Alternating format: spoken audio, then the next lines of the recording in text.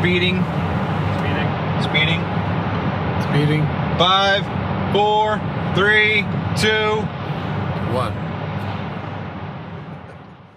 The world is changing faster than ever.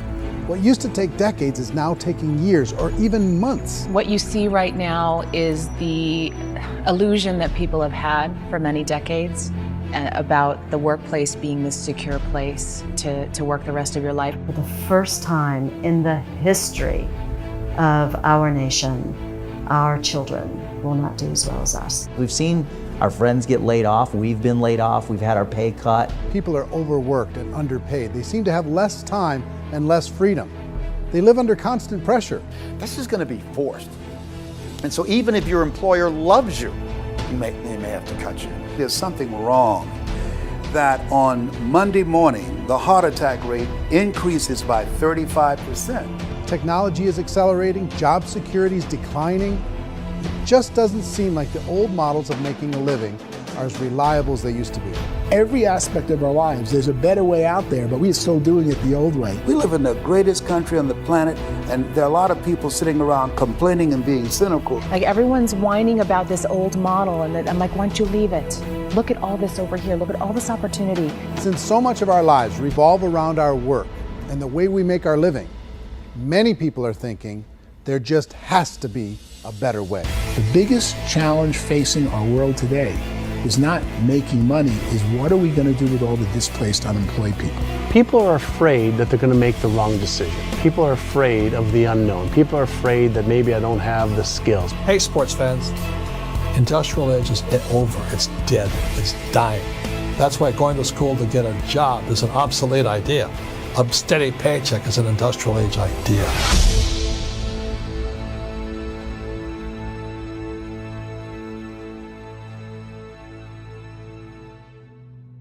It's the search for answers that has brought us here together today. My name is Eric Worre, and for almost 30 years I've been an entrepreneur, struggling at times, but ultimately succeeding. As a best-selling author, speaker, and business owner, I've spent my entire career helping millions of people around the world to become entrepreneurs. And I believe strongly that there is, in fact, a better way when it comes to how we make a living. The career landscape has changed dramatically, and many are still working in a model that is completely out of date. What worked for previous generations isn't working as well for people today. In this film, we're going to explore 3 important questions. First, what's really going on in our working world today? Second, in this new economy, is it better to become an entrepreneur, or is it safer to work for someone else? And third, if a person decides to become an entrepreneur and start their own business, how can they do it without taking on massive risk? To help in this journey, I've brought together some of the greatest experts and thought leaders in the field of entrepreneurship to share the real facts with you. My intention is to give you new information that will allow you to make choices that are not limited by an old, outdated model. Let's start by understanding what's going on in our working world today.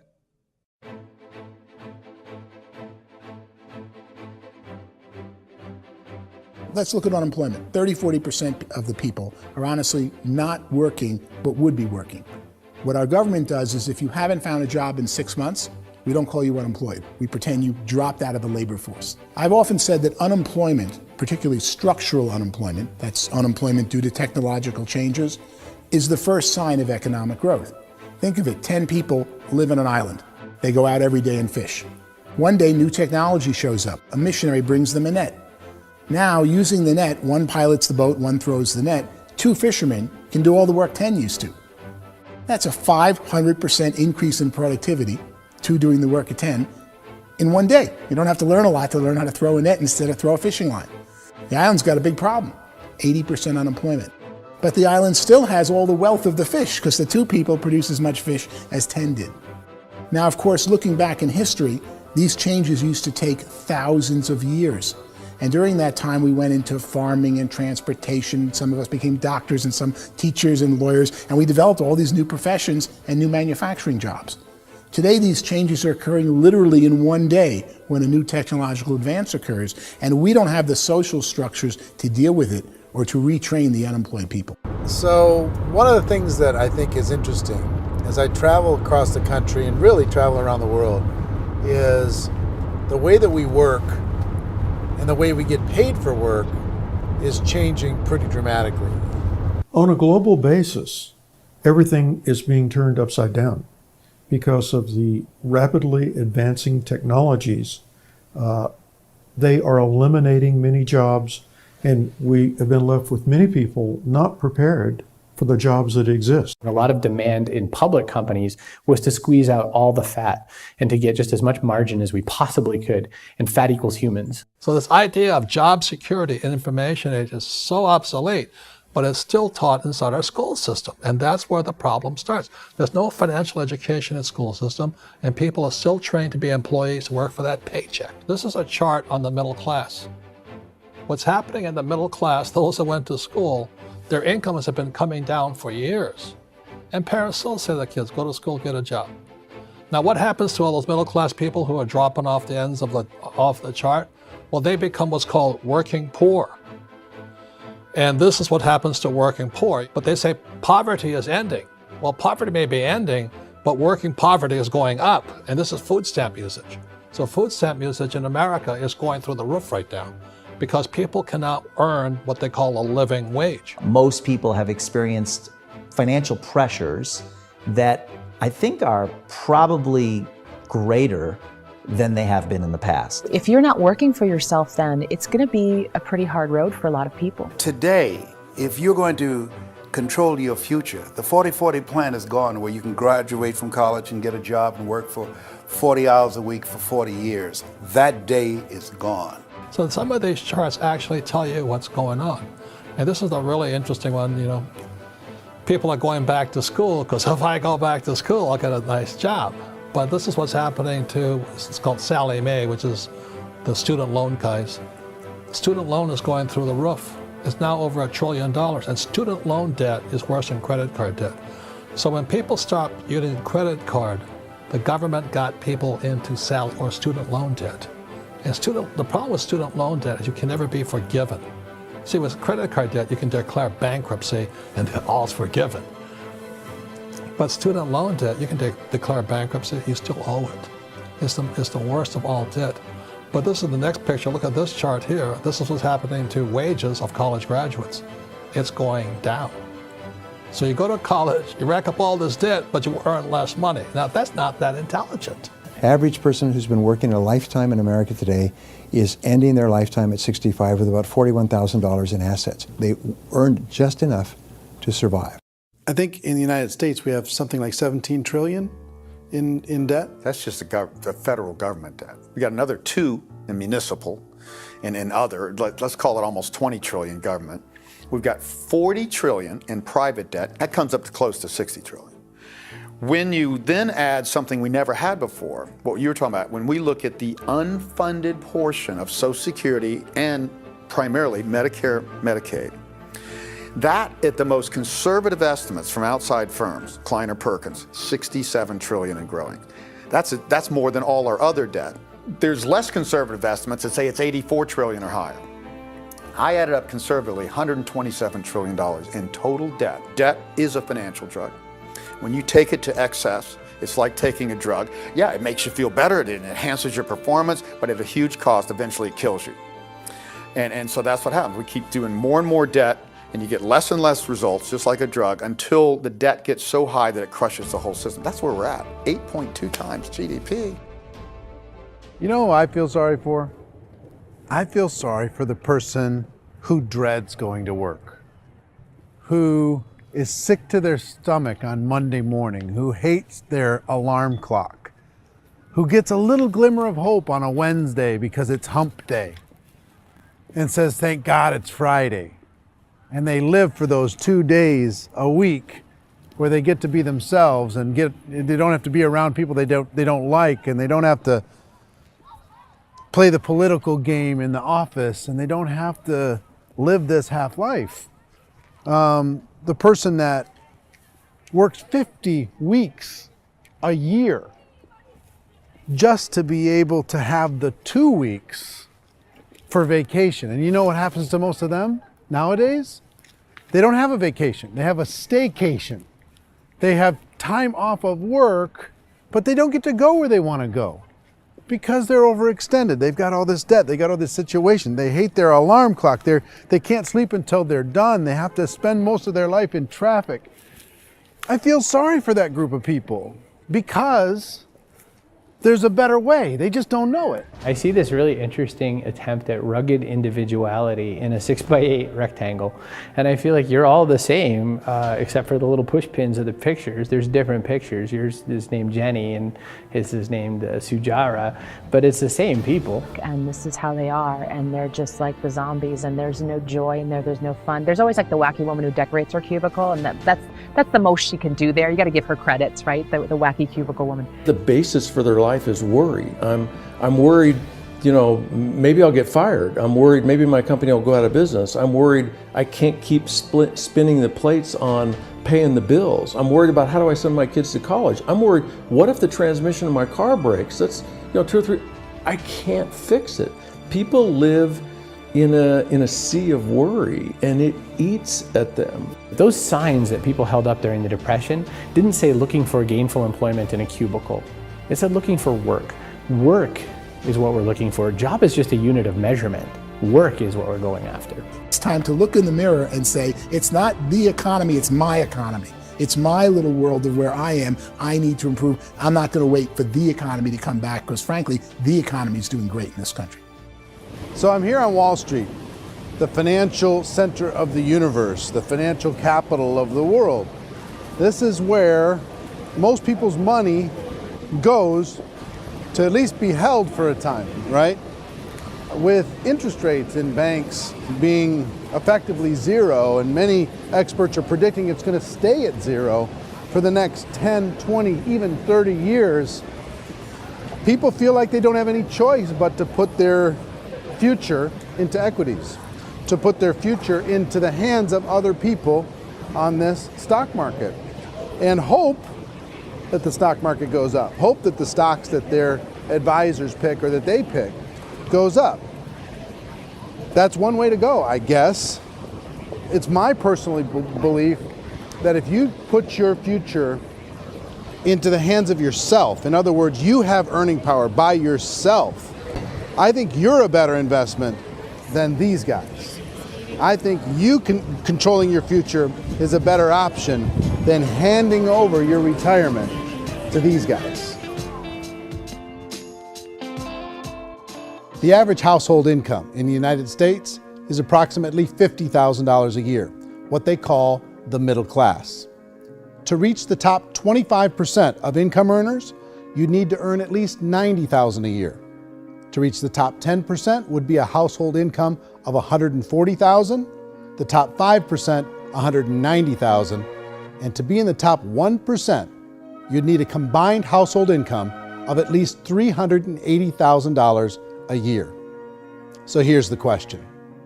What do you think would give you the best chance to move up and get to the top 10%, the top 5%, the top 1% or beyond? In my opinion, and in the opinion of many, many experts, the answer is to become an entrepreneur, to become your own boss. I think you have to be a business owner. I can't, the only time I ever say to someone it'd be great to be an employee is when they've already told me they've surrendered. I only tell people who are wounded spiritually that they should be an employee. And it's that feeling that you get when you pick up the backpack off the little Cub Scout and say, "Don't worry, little guy, we'll get you back to the camp."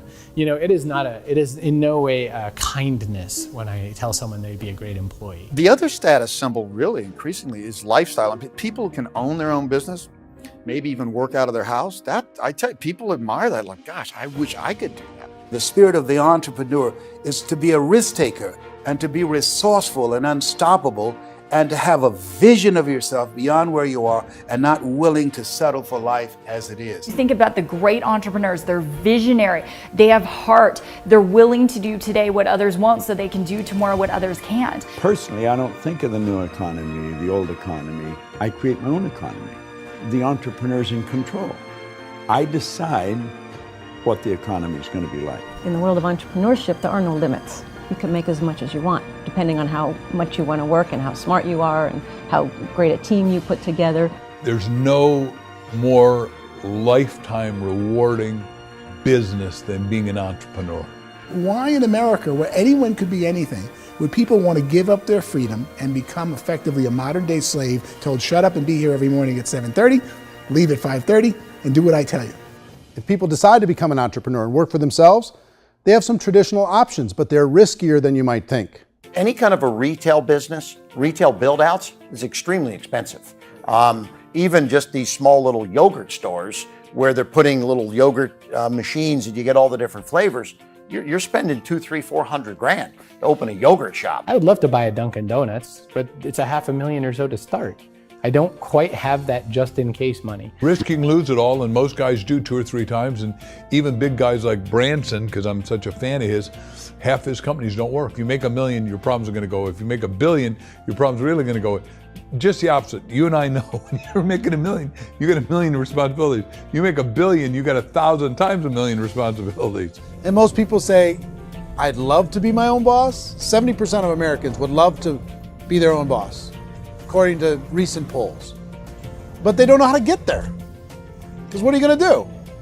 One, you could buy an existing business. If somebody's selling an existing business, you have to ask why. Usually because it's probably hard. It's probably not making as much money as they hope. 2, they could buy a franchise. A little less risk, proven system, but it's expensive to be able to do that. 3, they could start something from scratch. And that's where a lot of people feel like, I don't have the chops to do it. I don't have the money. I don't have the product idea. I don't have the expertise. I don't have whatever it's going to take to be able to get there, and I can't risk my family to do it. So, 4th, they could become an investor. A lot of people in this town invest to try and figure out a way, but you got to be pretty smart with that game too, right? Venture capitalists, who are the very best and most sophisticated in investing in new breakthrough businesses, make it on 1 out of 11. That means 10 out of 11 are mediocre or fail. Most of them fail. That's the risk there. An angel investor is lucky to get 1 out of 15 or 20. A business is a team sport. Like, I have to have accountants, I have to have engineers, I have to have systems designers, I have to have sales, marketing, I have to have accounting, I have to have mission statements, I have to have legal and all that. The average Joe Schmo, even me, I go out there, I don't have the skills to put a business together. I think the bottom line for the 4 traditional options is they take money, sometimes a lot of it. They take expertise, and they take time. All of that adds up to just too much risk for most people. I bought a business from somebody else and it was a lot of work. And you start wondering, what did I just buy? Because I guess ultimately I own your email list and I just overpaid for it. People that start their own business, they spend a lot of money, they spend a lot of time, a lot of effort to get things started. And the more you invest on the upfront, the harder you typically work at it. I can tell you what the success rate is of a restaurant. What is it? They're crazy enough. About 90% of them fail. About 90%, in how quickly? Year less. Wow. And if we're talking non-franchise, we're talking franchise, Sure. That's totally different. Yeah. But our students aren't getting franchise restaurants. You got to invest big money. Exactly. And with someone like McDonald's, you've had to work with the company for a long period of time, really know the Even have a business. chance at investing $1 million. Have a chance, and it's a slim chance. What if there was a way that you had all the proven aspects, the comfort aspects, and you could still control your own life? What if there was both? In other words, you didn't have to create everything from scratch. You didn't have to be a super leader. All you had to do, what if there was a proven product already? You didn't have to create the product.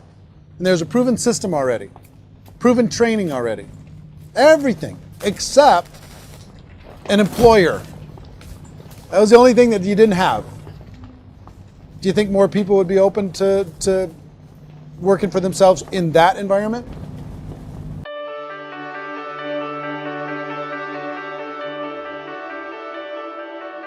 In our search for a better way to make a living, we've come to the conclusion that becoming an entrepreneur is actually safer than being an employee.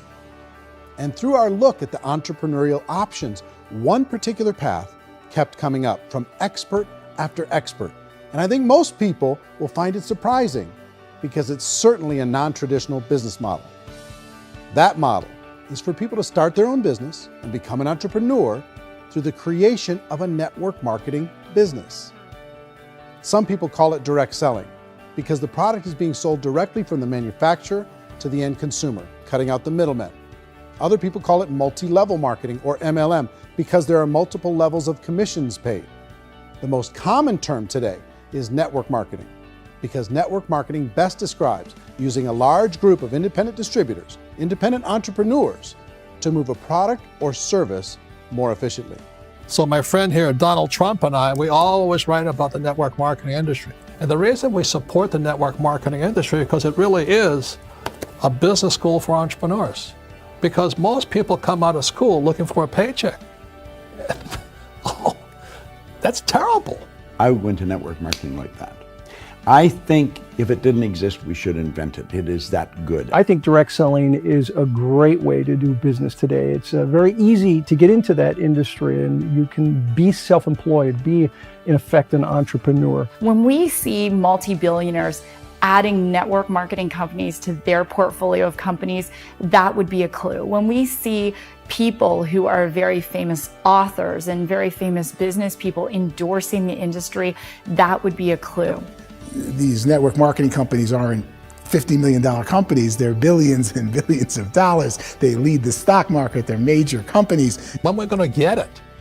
You know, and you're going to school to work for a paycheck, but if you want to be rich, be an entrepreneur, and network marketing gives you the spirit to be an entrepreneur.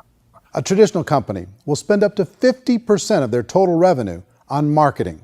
Network marketing companies use a different approach. Instead of having all that extensive marketing expense, they utilize a network of independent distributors to do the marketing for them. Now, why do they do this? First, because word-of-mouth advertising is so much more effective today than traditional media advertising. Second, some products need to be explained or demonstrated, and an independent salesperson can do that more effectively than an ad campaign. Third, it's completely efficient. The company only pays for the marketing of their product if a sale happens and not before. Imagine if Amazon allowed you to become an independent distributor and paid out 40% of its revenue to that distributor group. All you had to do as a distributor was recommend a product, and if a person bought it on Amazon, Amazon would take care of all the logistics, and you'd get paid for bringing the customer. Now imagine you got paid for every purchase that customer made for the rest of their lives. Well, Amazon doesn't offer this option, but network marketing companies do.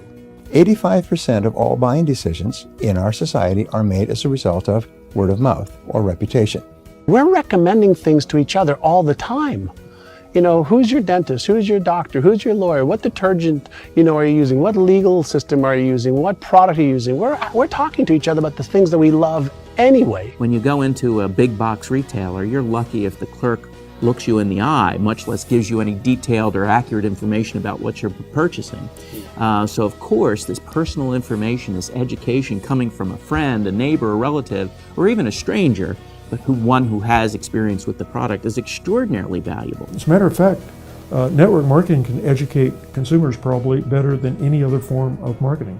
It certainly can do better than advertising because advertising usually has a certain hype to it and you can only get limited information. So, network marketing trumps advertising. If you were a typical sales company and you wanted to sell $1 million a month worth of product, you might go find 100 superstar salespeople. The quota would be $10,000 a month. So network marketing as a distribution system just flips the numbers.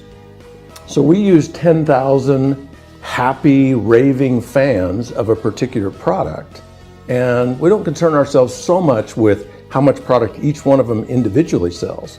If they sell just $100 or $200 a month, and there's 10,000 of them, you're selling $1 million to $2 million a month worth of product. And that's the best way I can explain how network marketing works. This is the marketing arm of the company. There's not money being wasted on bricks and mortar. There's not money being wasted on inventory that's sitting stagnant somewhere. There's not of employees standing around that don't have customers. These are people that are going to connect with customers. These companies allow people to become independent distributors for extremely low cost and with no minimum time or sales quota. Essentially, they own their own business and can provide as much or as little sales as they choose. In other words, the distributor gets all the benefits of traditional business ownership without the risk. The advantage of network marketing is the ease of entry, the low risk, and the low startup cost, because almost everything else has very high risk. You can get in for a minimal investment. You're buying into a system that's already been proven, products or services that have been proven to work. The keys to network marketing is providing an opportunity for the masses to get involved, providing an opportunity for the average person who doesn't have the resources to start their own business. All of this so far is fairly straightforward, but network marketing offers another benefit, and it's this benefit that makes it so interesting for entrepreneurs. Network marketing allows a distributor to build their own network of other distributors and then compensates them on the sales created by that entire group. Direct selling is, at its base, very simple. It's the sale of a product or service to an individual on a face-to-face, one-on-one basis, just the way we're talking right now. But there's an important element as well, and that's the offering in conjunction with that sale of product, the offering of an opportunity for someone to make something of themselves. No matter what your social status is, no matter what language that you speak, I mean, look how many unbelievable people are becoming successful that speak every kind of language out there. What an awesome gift to give the world. Instead of having to work your way up in a system and prove that you could be a sales manager, they just decided everybody can be a sales manager. Everybody gets to build a sales team from day one. And so what that brought into the system of growth as a direct selling company is the concept of compounding or geometric progression. Because now you can actually grow a sales force very quickly because everybody is enrolling people in their own sales force. People who are like, oh, this is weird, I'm building a sales team, or what do you think you do at a regular company? How do you think a regular company works? Network marketing is the only industry that doesn't say your past determines your future. It looks at your past and says, okay, now what can we train you to do so you can have a great future? Every other employer out there wants to exploit you for what you already know, not teach you something new. Network marketing has the potential to save the United States and the world because it's going to teach people not to be employees, but to be entrepreneurs.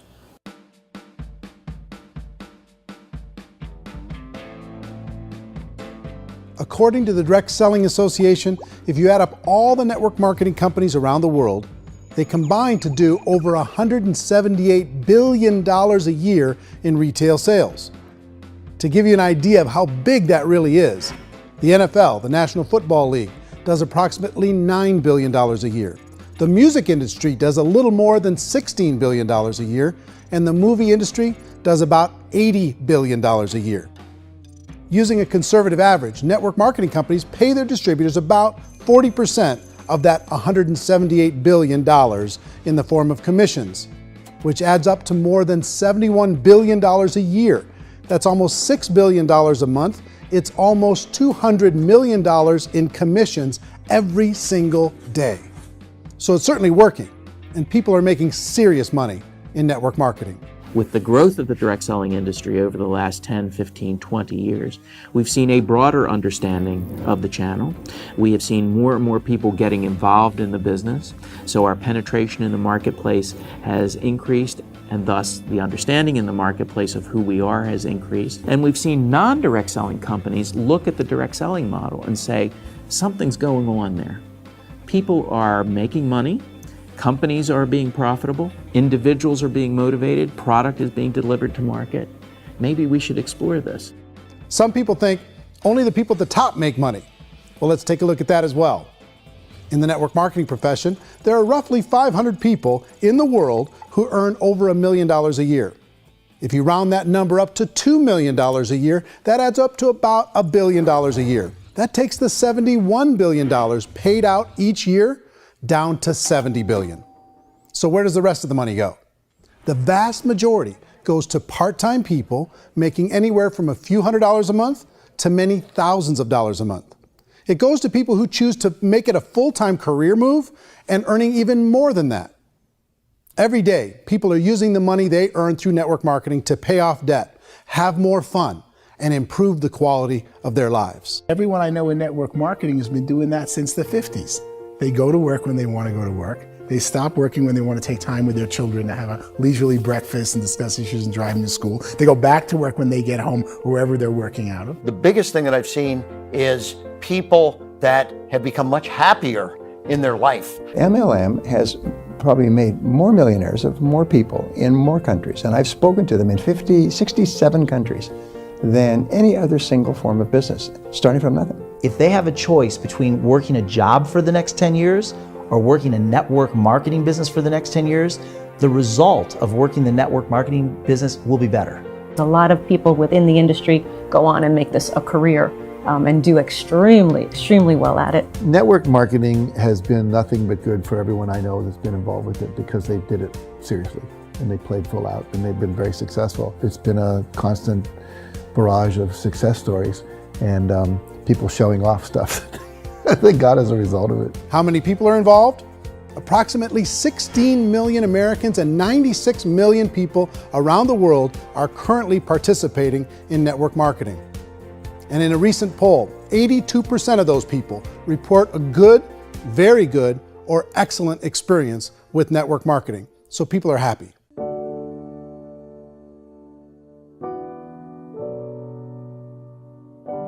So I've taken a look at the network marketing profession and really tried to understand why so many people are confused as to the validity of this as a business. One is this pyramid shape. People get really messed up with this pyramid. Oh, it's one of those pyramid things. So I just think there are a lot of haters out there who really don't understand the industry and say, oh, it's a get-rich-quick scheme. It's a pyramid. Well, corporate America is a pyramid scheme. You know what I mean? It goes like this. You have thousands of MBAs, let's say working for Ford or General Motors or Coca-Cola. If all these MBAs are all trying to get to here, that's a pyramid. Only one guy's going to make it. Every 10 years, one's going to make it. Whereas you look at network marketing, it's like this. So you're here, and your job is to develop other CEOs coming up behind you. So it's an inverse pyramid. In network marketing, it's a very simple concept. If you sell product, you get paid. It is paid based on production. There is no first mover's advantage. There is no investment component where the more somebody spends, the more they're entitled to make. So the two are polar opposites of each other. It doesn't matter what shape the company is or the compensation plan is shaped, whether it's a circle or a pyramid or a triangle or a trapezoid, it doesn't matter. If compensation is coming primarily from recruitment, then you've got a problem. On the other hand, if an operation is basing their compensation to participants on the basis of sales, even when those sales are generated by people you've recruited, well, then you're a perfectly legitimate enterprise. That's the legal test, it's the practical test. Another issue that's been true in the past that is no longer true now is people used to be in network marketing loaded up with products that they couldn't sell and they ended up a loser. They ended up with a bunch of product in their garage, they ended up with a bunch of products sitting in their kitchen shelves or whatever, and they thought they could sell it and then they weren't willing to or able to sell it and they ended up with a bunch of stuff and they were bitter about it. There was this thing called front loading where you had to buy if you bought $25,000 worth of product, you got better commissions and all this. Today, it's almost all done by computer. It's direct mail comes from a warehouse somewhere else. You don't have to have all this inventory. You don't have to stock up. It's a paperless world now. Most of it's done online. You have a back office. It really works. And the technology has changed everything. Third issue is people start talking about 99% of people in network marketing don't make any money. Well, we've talked about that over the course of this journey together. Almost $200 million a day is being paid out to network marketing distributors around the world. The naysayers, the people who say that it doesn't work, are usually the ones who just don't know how to make it work for themselves. And so they're giving you an opinion, and I tell people, don't confuse people's opinions with expertise, because opinions are free. And don't confuse sincerity with the truth, because people could be sincerely wrong. But here's the reality inside of network marketing. The vast majority of people that get involved in network marketing just become customers and they get involved to be able to purchase product at a lower price. If you take Costco as an example, if a person goes into Costco and gets a membership to Costco so they can get a lower price on the product, we don't call that person a loser because they have a bunch of product that they walked out with with a smile on their face. Yet when some people want to take a look at network marketing, they say, well, those people, they're just using the product and they aren't earning an income, so they must be a loser. They're not a loser, they're a happy customer. That's the vast majority of people that are involved in network marketing. Now, a smaller percentage of those people decide to go build a business. They earn $300 a month, $500 a month, $1,000, $2,000. That's the bulk of earnings in network marketing. And then there's the few that really decide to take it serious, really decide to build a large network, really work to make that network very, very productive. And those people make huge amounts of money and there's no cap. What I do as an outside economist, just somebody looking at this industry like any other industry I speak and say, look, what's the realities of this? 1% do incredibly well. 10% generate some additional income at pretty low risk and effort, that's fine. And 90% of people roughly end up customers. One thing that I think is real when it comes to people's perceptions about network marketing is people put this, and distributors, I think, involved in network marketing have some responsibility for this. They have sometimes unrealistic claims about the product or about the income. Most people who become distributors, they want the money, they want to be successful, but they don't have the skills. They don't know what to do. And when people don't know what to do and they're in a new business, they're scared. And when they're scared, they panic and desperation kind of sets in. So they think everyone they talk to has to get in. So if I talk to you and you say, well, no, I don't have time to do that, they're like, no, I need you. You have to do this or I won't be successful. So I start clawing on you. I start that desperation. So then I start making claims about the product, which are not appropriate, probably not even true. Or I start saying, oh, let me show you how you can make all this money and you don't have to do anything, Eric. And so you just totally misrepresent the opportunity, and you're clingy with people because you think you need everybody to be successful, and you don't. You know, one of the messages that I try to deliver most forcefully to companies as well as salespeople in direct selling is that you don't have to overpromise. The reality is in network marketing, there's a lot of hard work involved. There's a lot of effort. You're going to have to develop yourself. It's a business like anything else.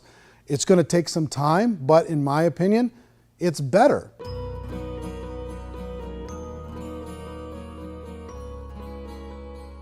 It's light years better for people starting today than it was even 5 years ago. I think it's more widely accepted now, and people understand it is a business. It is being an entrepreneur. It is being a business owner. Our belief system is based upon our evaluation of something. And frequently, if we reevaluate a situation, our belief about that situation will change. The industry has changed and it's grown up. It's totally transformed. You've got young people today that have grown up with social media, and they understand networks. They understand how people are connected through technology, and they understand how money flows through those networks.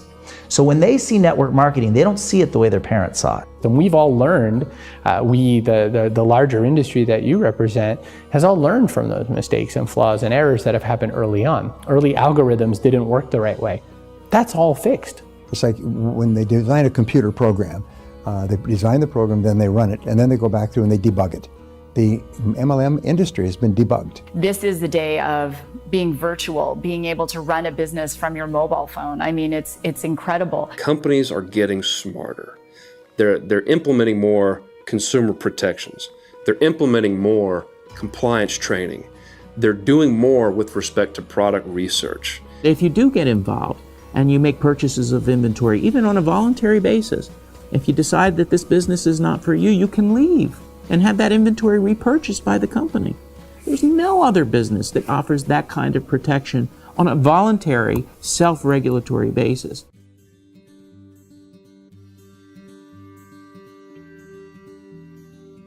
If you decide to look further into a network marketing business in order to generate more cash flow for your family, I would recommend reviewing the following 4 elements. First is the product or service. And on the product or service, I would ask 5 important questions. 1, do you like it? Is it something you would feel comfortable sharing with others? 2, is there a recognized need in the marketplace? It's hard to create a need if one isn't naturally there. 3rd, does the product meet that need? Does it solve a legitimate problem for consumers? And 4th, is it priced to sell? Can it compete in the marketplace? And fifth, is it priced for profit? Is there enough margin for the company and the distributor to be able to generate income for the long term? If you can answer the questions on the product to your satisfaction, the next element to consider is the company itself. Is it well run? Do you believe in the founders or the management team? Do you feel they have what it takes to go all the way? See, it doesn't matter how good the product is if the management can't take care of the company. Good management can change with the times. They can handle adversity. They can make good decisions. Make sure you choose a company that can serve you for a long time. The third element to consider is the compensation plan. And with that, there are 3 important things to look at. First, a brand new person needs to be able to generate some money fairly quickly. It may be an obvious reason, but you can probably imagine the ripple effect of a distributor getting involved and having even a small victory fast. That can only help with the overall success of the organization. Second, a person should be able to develop a moderate part-time income in a reasonable period of time. As they develop their network and as their sales grow, they should be able to enjoy more benefits. And third, for the people who are really serious, for those who decide to really go pro in the network marketing profession, there should be the possibility to make a serious full-time income if they work hard and are committed to developing their skills. If you're comfortable with the product, the company, and the compensation plan, the last thing you should look at is the support that will be made available to you. Does the company have a website? Does it have a solid online reporting tool? Do they have comprehensive training available? Do they host events to help you build your business? If you decide to do this, what kind of a support system can you plug into? Choosing a network marketing company is a personal decision. But evaluating the 4 elements of product, company, compensation plan, and support is a great place to start. Is the company promising that you're going to get rich quick or that you can make a lot of money without a lot of effort? That's a red flag. Is there a product that you really believe in that you think can be sold? Or are you being told by salespeople or the person who's trying to recruit you or by the company itself that don't worry about the product, all you have to do is recruit other people into the business? Red flag, warning sign. If you're hearing that, take a second or even a third look. Get to know the customers, the products, the business, have some success, and see where the opportunities might take you to move up in the organization. You want to find out how concerned are they about my education, my training, and my development? Is there a space for me to grow? Most important question. Learn everything that you can about the product. Make sure it's something that you believe in, and learn everything you can about the industry and work that system. You have to be very passionate about whatever that company is doing. I would get involved. You can always test drive anything, the product, the service, the community, and then lean into it a bit. If it feels good, then lean into it a lot. Behind me is the Lincoln Memorial. And this is a place where Martin Luther King Jr. had his famous "I Have a Dream" speech. And at that speech, he talked about his dream for equality for everyone around the world, and that's a noble dream. But I think more people need to remember what it was like when they were kids and the dream was still alive in them. Before it got beaten out of them by reality, by this paycheck, by these responsibilities, and by having to live for this job to pay the bills. I think people need to remember that, go back to that. Once they know that there's a better way, I think their future is going to be much brighter. They can live a better life.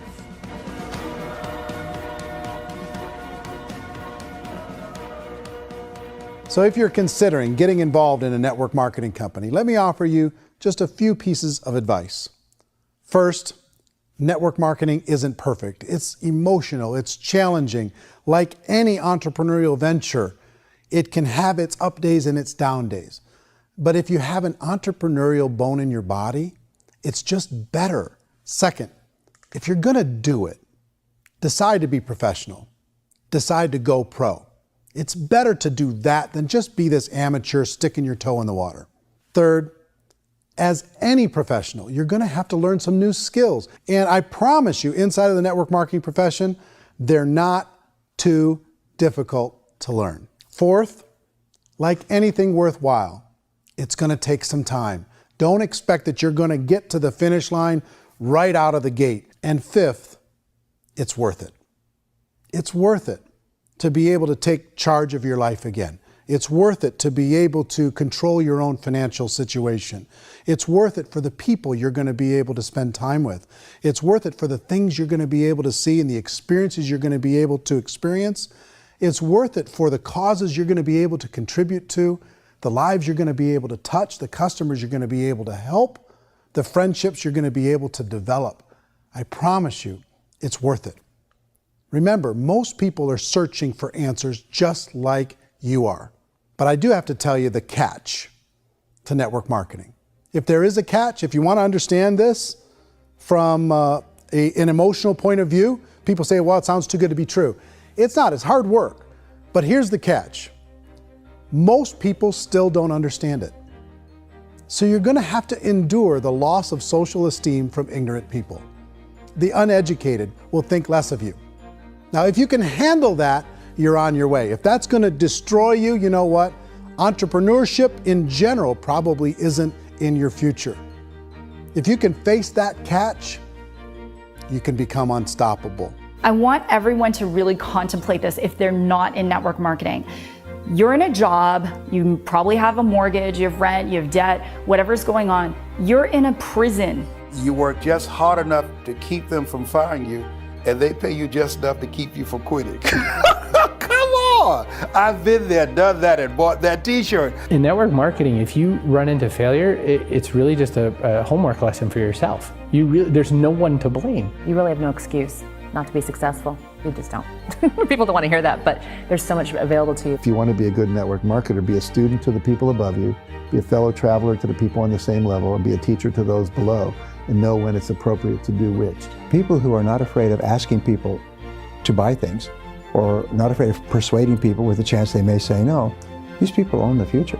Nothing happens until something moves. So you got to go move, you got to go do something, or nothing's going to change in your life. In the beginning, you're going to do a lot of things that you don't get paid for. But as you go down the road, you get paid for a lot of things that you don't do. And your job is rehabilitating the spirit, the entrepreneur spirit in all of us. You get it back.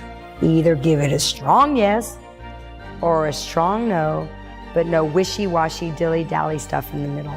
There's dreams and there are nightmares, but I believe that the biggest nightmare of all is when you don't pursue your dream. You're going to see some monumental growth in this profession. It's an exciting, exciting time to be involved with the network marketing profession. The next 10 years, I see just exponential growth. When that tipping point comes, it's not a matter of asking somebody, have you ever heard about network marketing? You're really asking them, which company are you building your wealth in? We are here to fix the world, to improve relationships with other people, to improve other lives. And the real reward comes as an entrepreneur in any level from teaching somebody something and watching them soar. There is no greater reward.